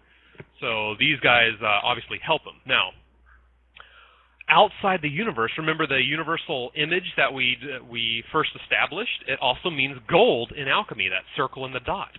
Well, outside the universe, these ribbons of light have also been represented as serpents of light. So, again, where this story dovetails with the reality inside of a universe and outside of one. And it's also interesting in Egyptian, the god Amun, his description is the hidden one. So I take that literally. It's a one. And then you have a singularity, a central dot, a real singular being. And then you have, in Revelation, you have Jesus saying, I am the Amen. So a very interesting correlation there, too. I think that may be about it at this time. Like I said, there's a lot more detail I could bring up. But any questions about anything at all, really? While we're waiting to see if there's any more questions, I'll go and check the thread one more time before we wind this down. I appreciate you talking with us. This is a lot of information, and I'd like to remind everyone that you can also visit the show thread that's pinned on lunaticoutpost.com. There are several diagrams and some information that relates to the concepts and models that someone is relaying to us today that you can check out on there that are static. And I will go check the thread right now and see if there's any other questions, and we'll check again in the chat and see if anybody's got any. And if not, we'll see about wrapping the show up. Okay, well, I just wanted to, again, thank Liberty for this opportunity and to let you guys know I'm going to put a few more images into the thread, the LOP Radio thread, on some of the ancient depictions of the world with, like, the world surrounded by water, which is surrounded by the Ouroboros, which is the serpent biting its tail, which are those ring toruses that I describe in the universal shape. So I'm going to put one of those up right now. Well, I would like to thank you for your show. I'm sorry that I missed the majority of it. I will catch the replay, and if you're interested in doing another show, it looks like people are very interested in what you're saying, so anytime you want to come on, just let Liberty know, and we can get that going. Yeah, I would love to, as long as you guys are interested, I would love to do another show. I just barely touched upon information that's outside the universe, and exploring those. I have more pictures to show you. I have all that stuff drawn out, what happens between infinite two universes. So if you think of a plane of these spheres, there's lines of just universe after universe in a straight two-dimensional line, right? Well, in supersymmetry and creating any kind of movement, this is in string theory, supersymmetry, that in order to create something going in one direction, you have to have something coming in the opposite direction to counterbalance it, or else you create an imbalance. So along a line of infinite two universes, I have a ribbon of light wrapping around the spheres, and then one wrapping around in the opposite direction. Okay? This is on the equator plane. It's not going up around the poles. It's on the equator plane of this ribbon, this like serpentine ribbon going forward and another serpentine ribbon coming backwards. What did I just make? The caducees, the medical staff. It's those two snakes wrapping around the central pole, only it's wrapping around the central pole of each universe that it goes around. So there's another major connection there. Again, I described to you the one about the Ankh. Between the three universes, there's even more around 6 universes and 7 universes, and then we finally get to 13 universes is the unit cell of the stack. So around each one universe, there are 12 surrounding it, and then you have the dovetail with the Bible of Jesus having 12 disciples around him. And that goes back through many ancient stories of the teacher has 12 around him. So what this predicts when we finally unify with the pillar torus is what we're swelling into. After that is our recombination with the antimatter side of the universe, which is why this adjustment is so important. Now, the pillar torus is all about uprightness. It's all about morality. It's all about proper conduct. so that what we give out is not destructive, that it's actually constructive, it's harmonious with everything that's been placed before us to interact with already. If we can master that, we will, and all the stuff around us is going to be combined with the antimatter side of the universe in perfect spin harmony. The only way matter and antimatter can occupy the same space at the same time is if it's electromagnetically divided. It's exactly how scientists isolate antimatter in the lab. So antimatter is actually one of the constituents of dark matter. It's half of dark matter, actually, which is why we don't see it in our region of space, is because if it's not magnetically harmonized with the matter it's contacting, both matter and antimatter annihilate to turn into pure energy. So way later on in Revelation is where you have this, like the wall of fire, the great lake of fire that's just consuming everything, the second death and all that stuff is matter and antimatter combining. And everything that's not adjusted, that's not upright, is going to be liberated of form, basically. So it's a graduation. After that, this is the hard part that's coming up. After that is the easy part, is when we actually have full telepathy. We can interact with all the invisible beings that are around us all the time that make up the earth, the devas, the angels that are already here. We just simply don't interact with them directly.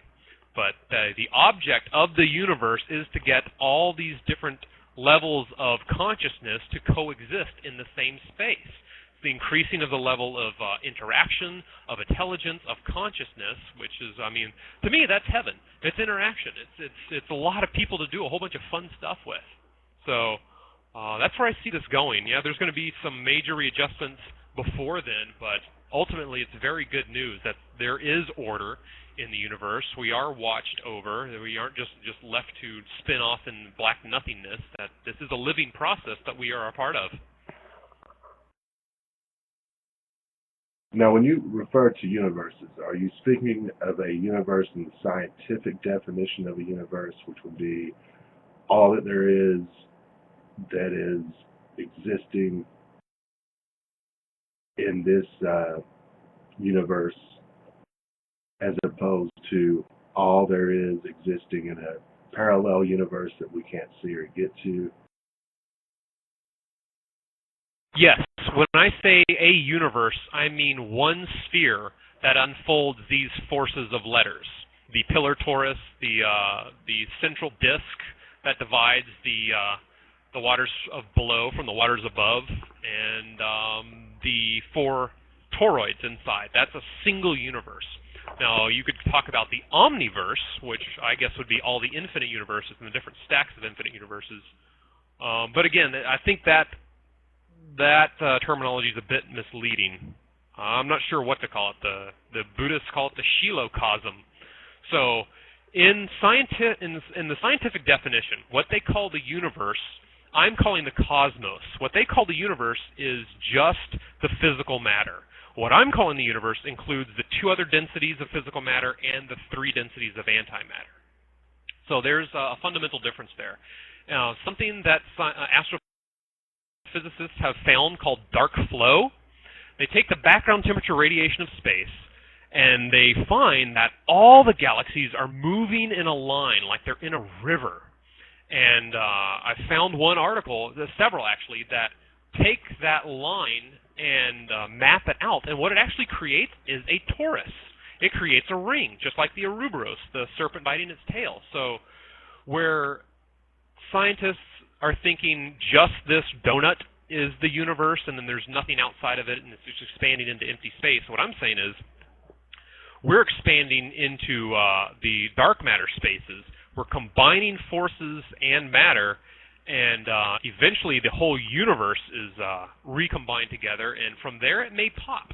It might equalize the light pressure outside of the universe, like a cellular membrane. It simply equalizes the pressure and is born onto the infinite saturate as a god, basically, a fully developed divine being that can live forever on that space. So we would all be a part of it, and we would all be kind of a fractal similarity of it. But that's way, way ahead in time. That's even beyond the 1,000 years. That's beyond the, way, way ahead in time. I think we've got a lot to look forward to before that happens.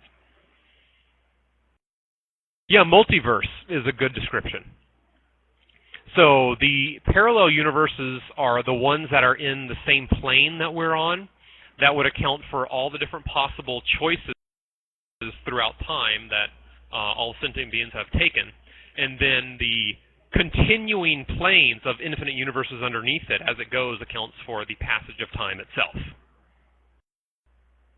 So here's another dovetail I'll get into real quick.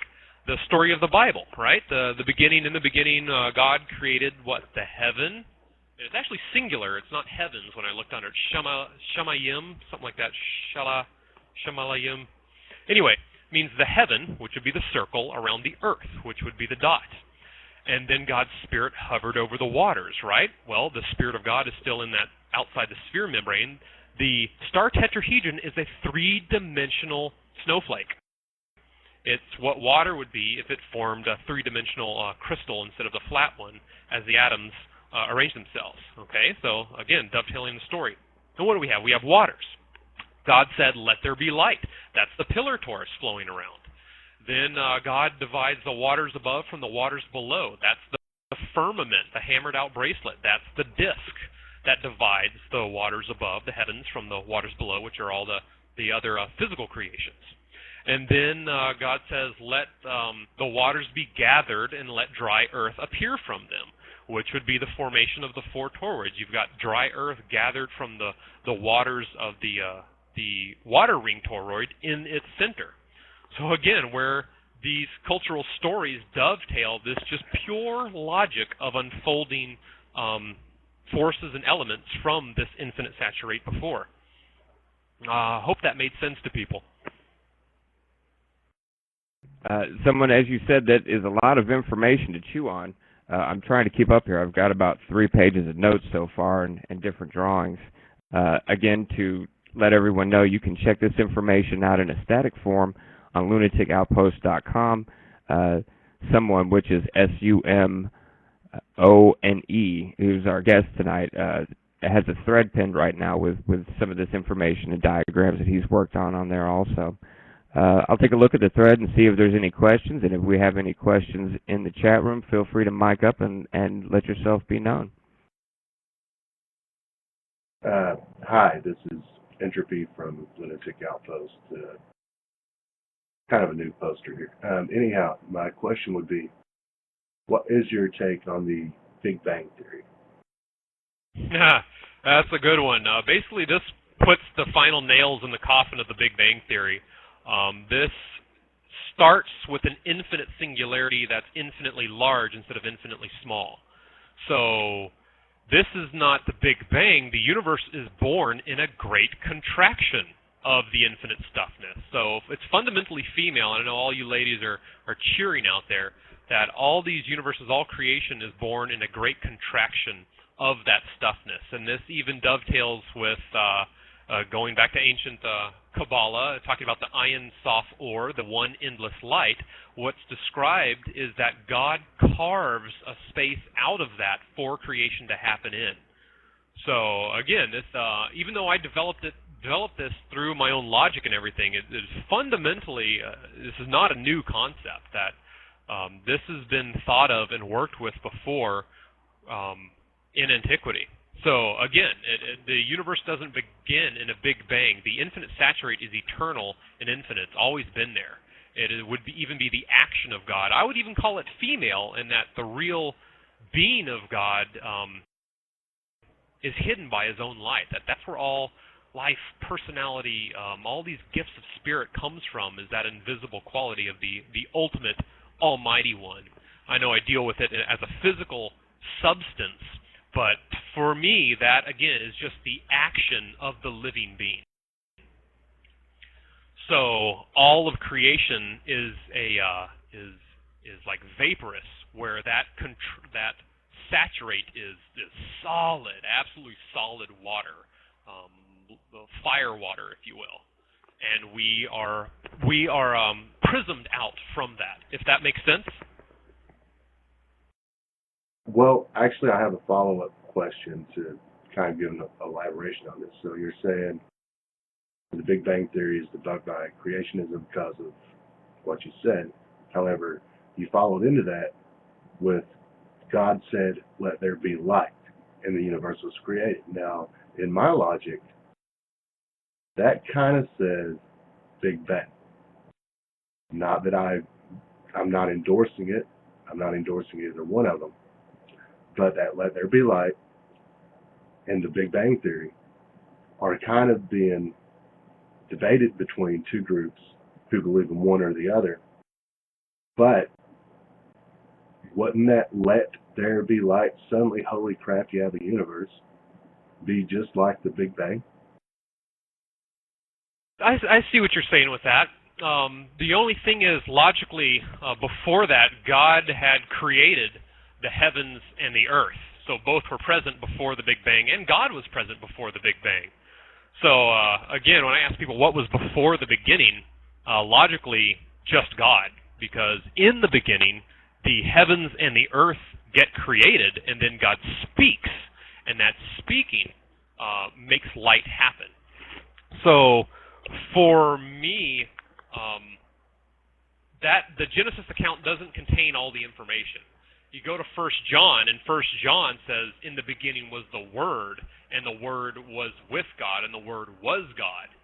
So, in this model, the great living being, the great Almighty, the God, in my imagination, is in the infinite saturate, looks around, and all there is Godness.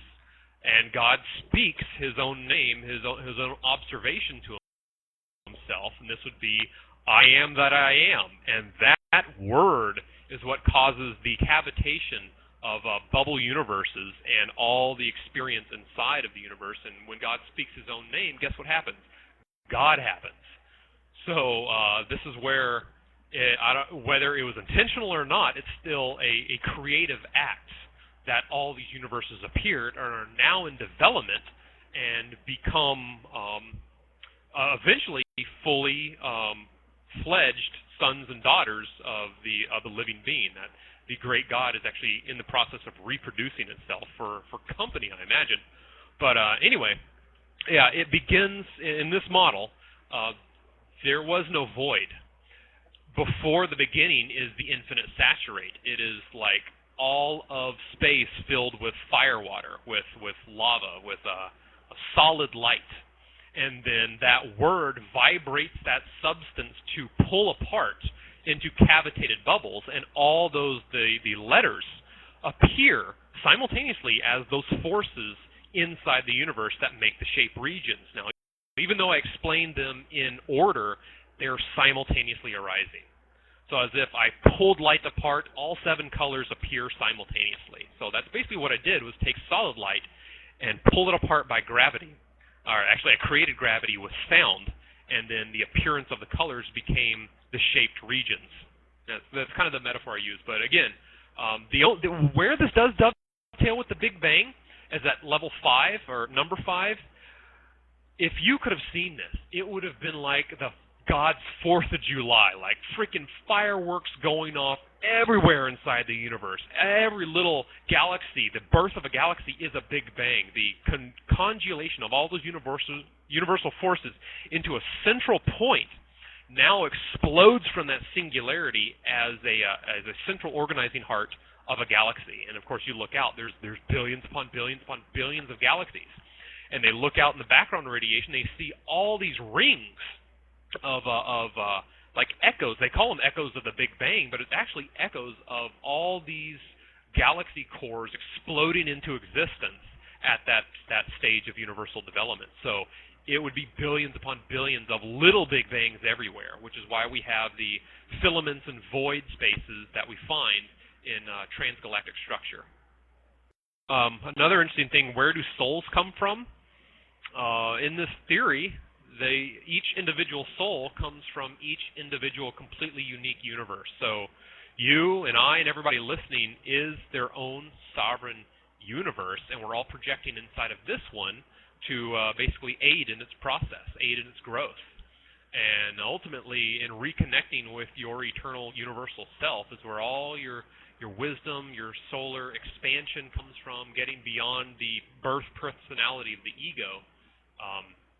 Is where that's at, is really respecting and honoring what a mystery you are underneath the level of the personality. The personality is like the surface of the sphere, and you've got all this incredible stuff inside of you, and it's huge. And it has fundamental similarities on the outside. So when I gear up for doing this kind of talk, I actually project my consciousness to these structures. So I go outside and I put my forehead on the ground and I project down into the very center of the earth. The one is there.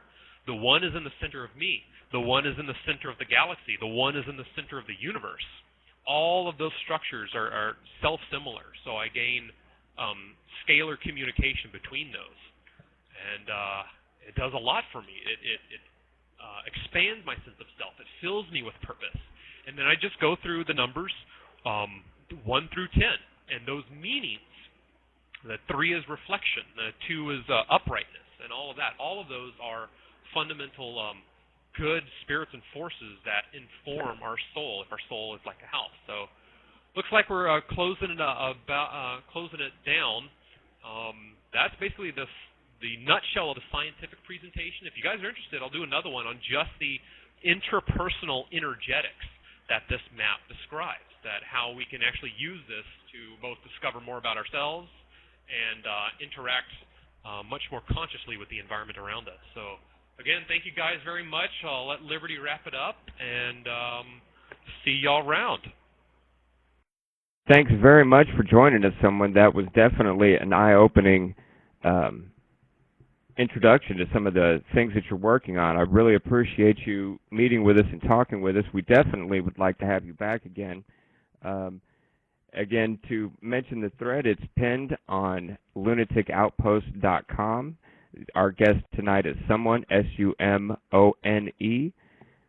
My name is Liberty. I appreciate the guests that showed up. I appreciate the questions that we had from the audience. As always, you can check us out on LOP Radio. We've got a link in the thread there. We'll have the archive up shortly after it's edited. And thanks, everybody, for listening. This has been a lunaticoutpost.com LOP Radio production. Y'all have a pleasant evening, and we'll talk at you later.